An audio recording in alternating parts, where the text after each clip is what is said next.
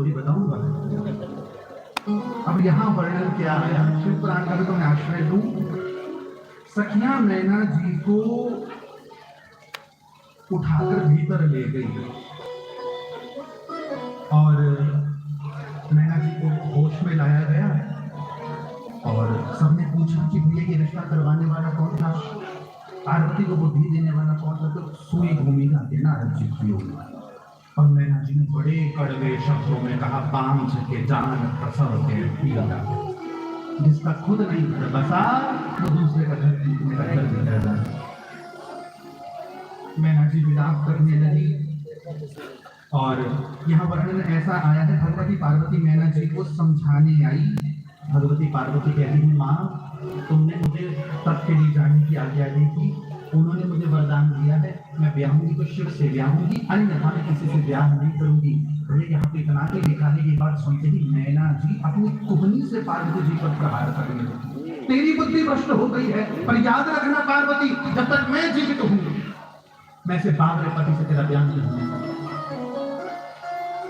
मैं ब्याह नहीं होगा।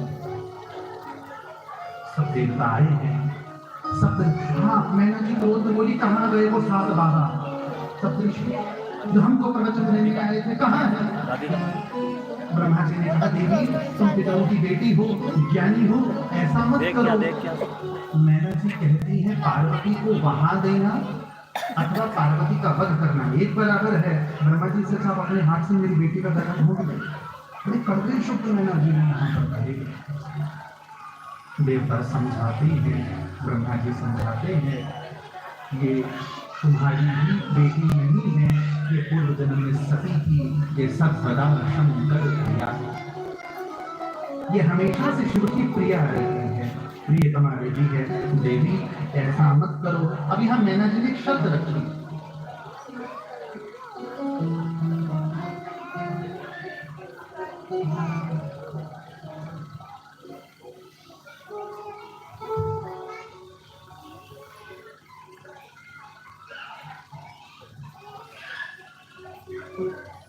उमापति महादेव की।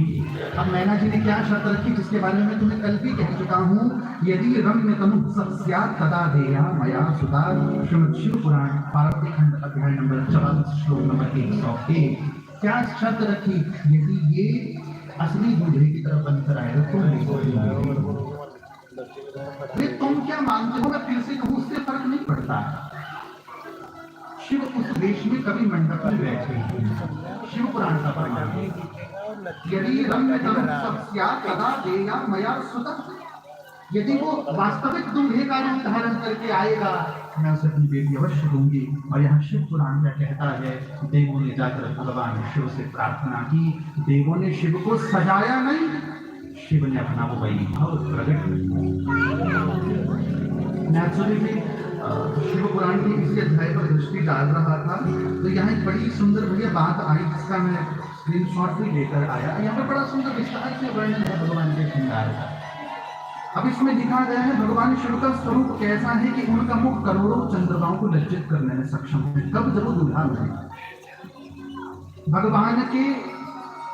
भगवान ने सोना चांदी के गहने पहने हैं, गले में मांगों की माला रखी है और रत्नों से बना हुआ मुकुट धारण किया है, कंठ में हार है, सुंदर कड़े हैं, बाजूबंद है। और जिस चीज को लेकर विवाह होता है ना, शिव पर कुमकुम नहीं चढ़ता। यहाँ शिव पुराण का यही प्रसंग कह रहा है कि इस समय शिव के मस्तक पर कुमकुम शोभायमान, चंदनागरु कस्तूरी कुमकुमात्ता शुभो सुशोभितम, ये शिव पुराण की पंक्ति। जब शिव ब्याह को जाने लगे, शिव के मस्तक पर चंदन, अगर, कस्तूरी, कुमकुम का तिलक। और आने वाले दिन की कथा में भी बताऊंगा, 2-3 जगह और वर्णन आया है शिव पुराण में, शिव पर कुमकुम चढ़ता है, तुलसी चढ़ती है, किसी की भ्रांति से बाहर निकलो। वैसे में होता पता क्या है, मेरी बात को अन्यथा बताने, कई बार ना कथा से गलत बात कुछ कर देते हैं व्यास की। एक बार क्या हुआ, एक 90 बरस के महाराज जी कथा कर रहे थे, मुख में दांत नहीं थे, बुढ़ापे की अवस्था में ऐसी हुआ, तो कथा जब कर रहे हैं तो मुख से झड़ के गंध की ग्रंथ बह रहे, कथा बढ़िया कर रहे हैं।